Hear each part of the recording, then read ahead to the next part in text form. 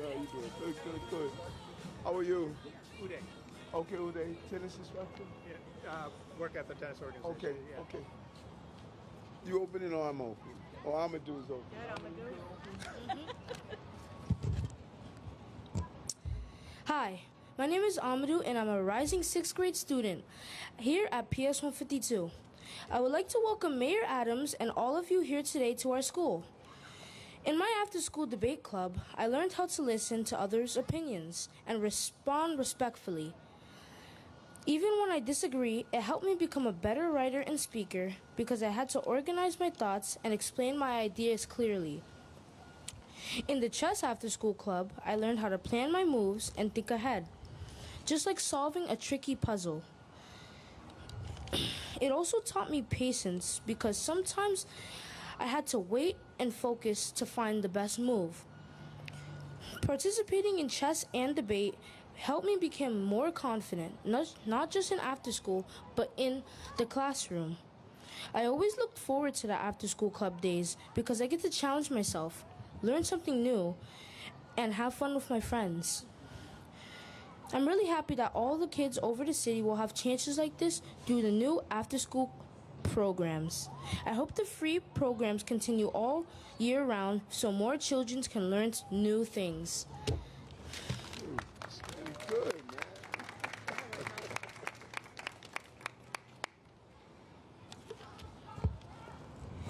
Joining the after-school STEP team has been one of the best parts of my school experience. STEP has taught me discipline, teamwork, and how to express myself through rhythm and movement. We work hard, we support each other, and we've become like a family.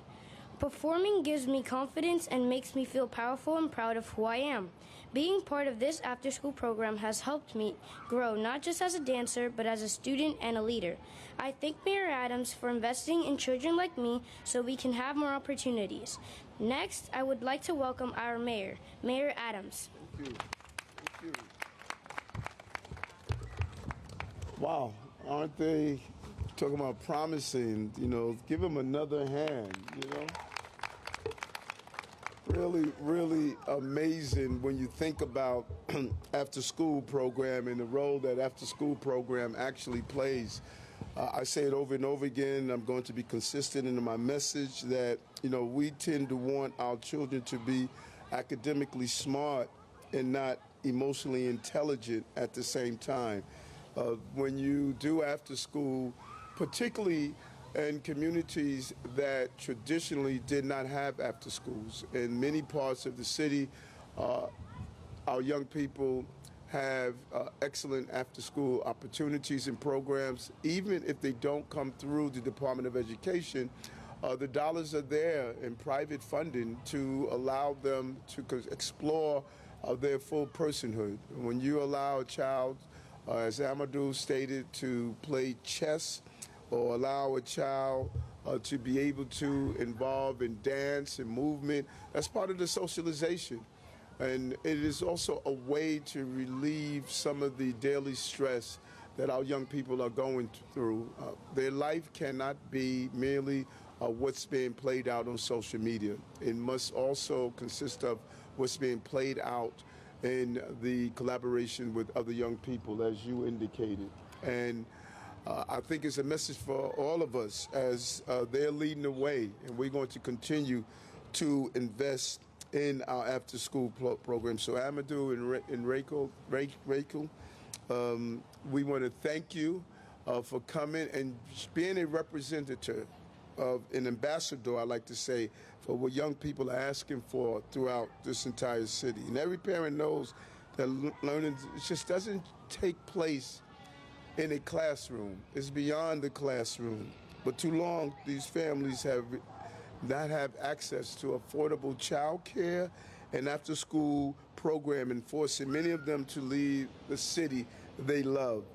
So we listened, and more importantly, we took actions, real actions that the DOE and the department, DYCD, collaborating together to make sure that we can have these great after-school programs and universal after-school programs. In April of this year, we announced the goal of achieving universal after school by creating 20,000 additional K through 5 after school seats for New York City public school students by the year 2027 school year.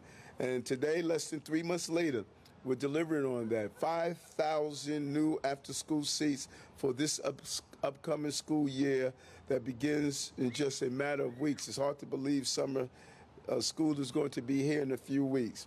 And so when you focus on it, we are investing an additional $21 million this school year to bring 5,000 new K through 5 after-school seats to a total of 40 schools that have never before had after-school programs. Never before have they had after-school programs. So these two scholars to my right, they were in an environment where those after-school programs did not exist, and we're changing that.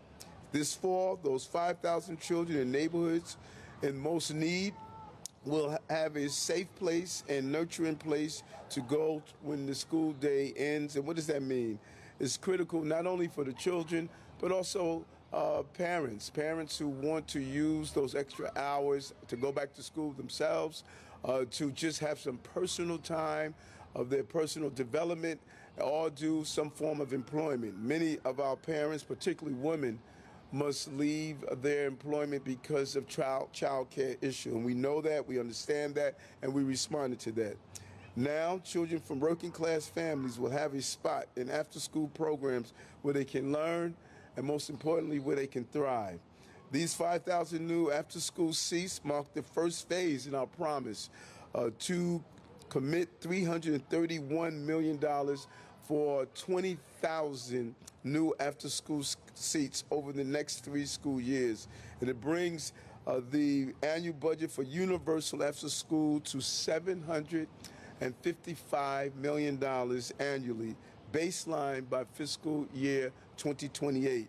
This will increase the total number of public school students served by universal after-school to 184,000. That's 184,000 who would be able to participate in sports, robotics, the arts, tennis lessons, all of those things that children should enjoy after the classroom experience. Working class New Yorkers deserve nothing less than a hard-working administration, and we're going to continue to provide for them. And this after-school expansion also includes the first request for proposal in over a decade.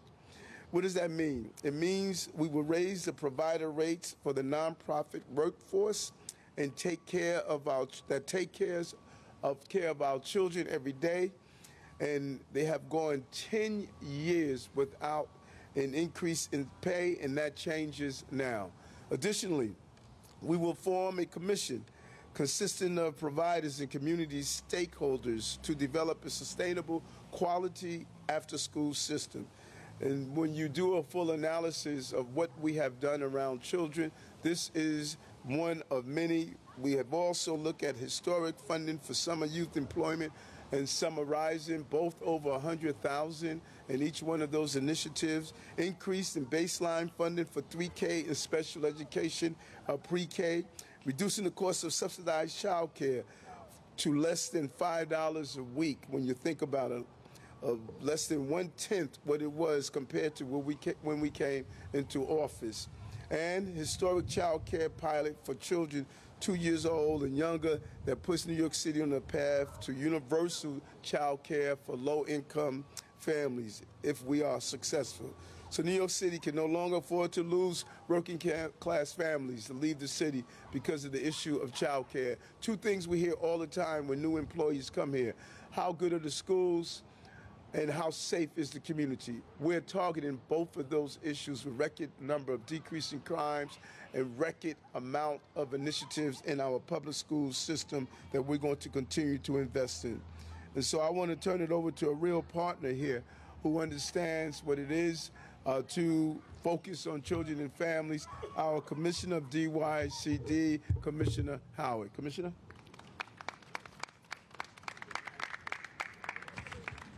Thank you, Mr. Mayor. I don't know if we fully understand the word baseline. Baseline means that the money can't go nowhere. The money is staying with young people, with programming, with parents. But this is just one of the mayor's visions on which he's landed. He mentioned, yes, summer youth employment program when he first came into office, going from 75,000 to 100,000 young people in summer jobs. He also mentioned Summer Rising, 110,000. How about Saturday Night Lights, keeping young people safe in programs on the weekends? And his summer safety plan, which we have extended summer hours to 11 p.m. for community programs, community centers in some of the neighborhoods with the highest level of shooting incidents. This is the mayor's youth agenda, and he has been consistent throughout.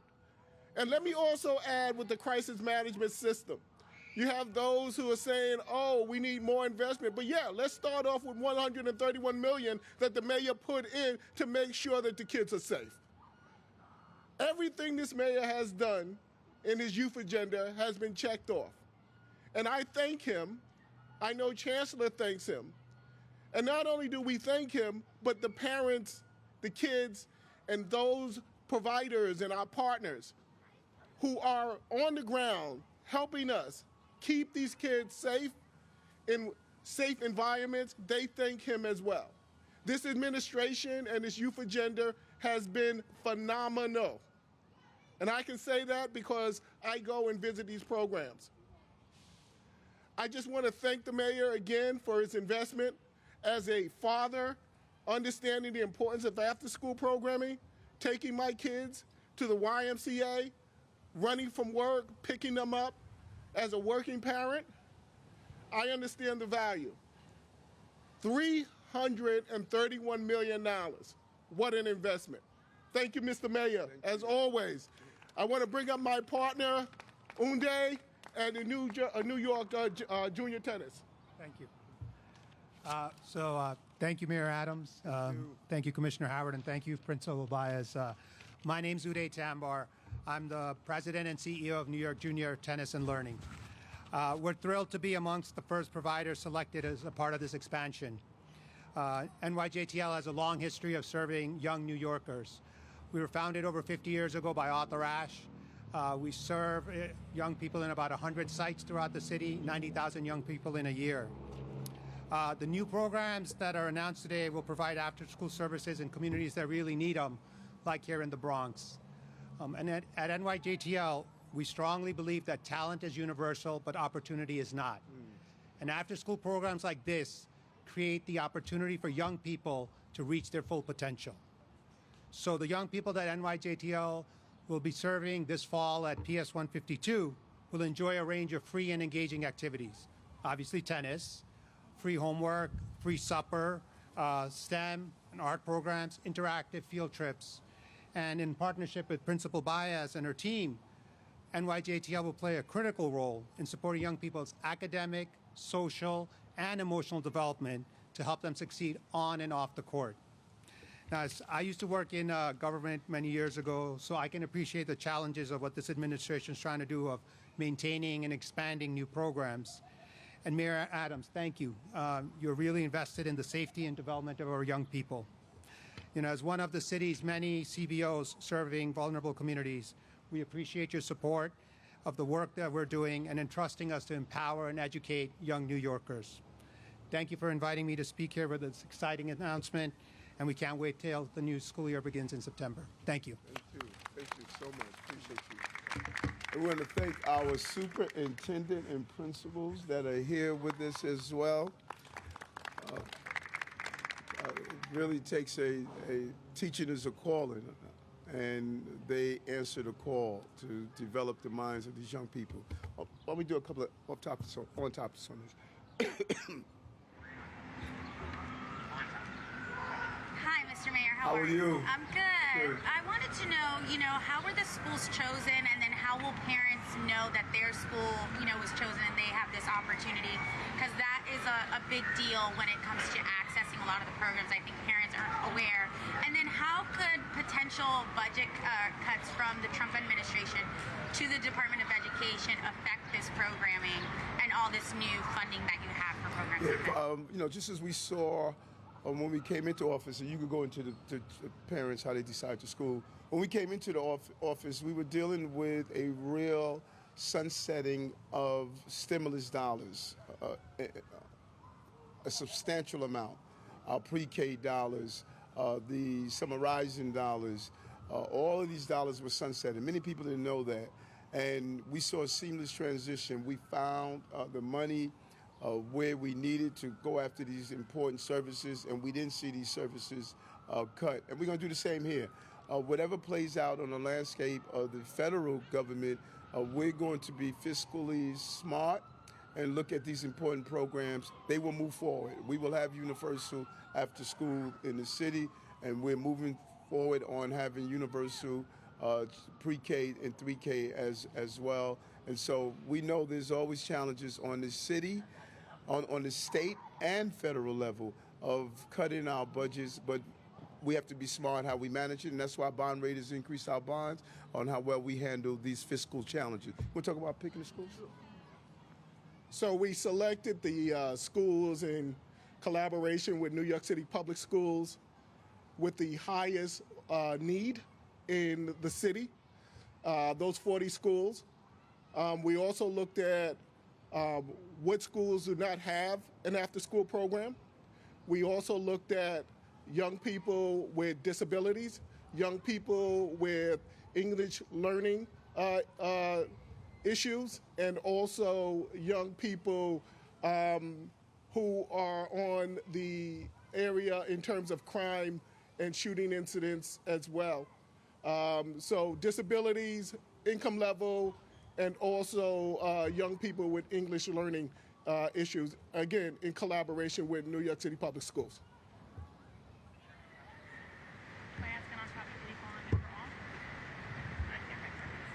Okay, thank you. I'm going to do a few off topics. Thank you. You know, all right. Well, now, what grade are you in?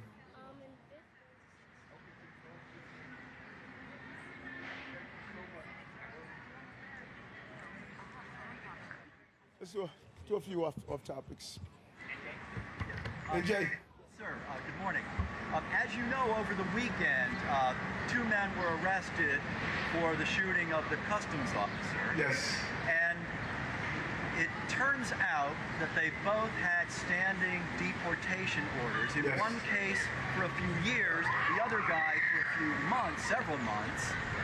Yet they came in and out of the criminal justice system, in and out of the city's custody, long after those deportation orders were in place.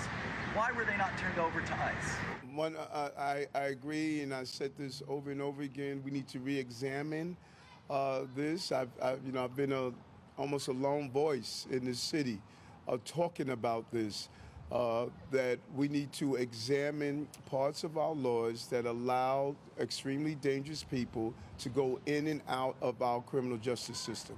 As it currently states, we are not allowed to coordinate with federal authorities unless the person is convicted of a crime and after he served his time.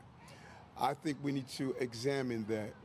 There's a real pattern here that these were dangerous people, and thank God because of the response of the Custom Border Patrol officer who responded appropriately, but also the New York City police officers who were able to get him to the hospital and carry out the immediate first aid.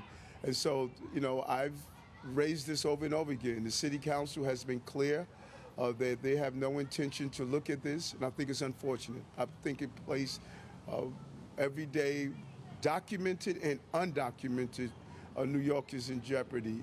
When they approached that Custom Border Patrol officer, they didn't ask him was he documented or undocumented. They didn't ask him what he did for a living. They came to harm him as they harmed other people. So I think we need to re-examine this. I'm right here, Zachary. You said yesterday you aren't responsible for sanctuary city laws, but as the mayor, how have you pushed to make any changes? I don't think if it's one thing that's not a secret to all of you who covered me, pre-election, post-election, I've talked about this over and over again. We have communicated with the city council. They made it clear they're not willing to change the law. They made it clear. So my job is to give proposals to get the law changed. That's my job. It is job of the city council and state lawmakers to do an analysis of how well laws are impacting us and then to make those changes. We take bad people off the street. Lawmakers must ensure they don't return back on our streets. We're doing our job. And now we need the other parts of the criminal justice system to do their job at the same time. Okay.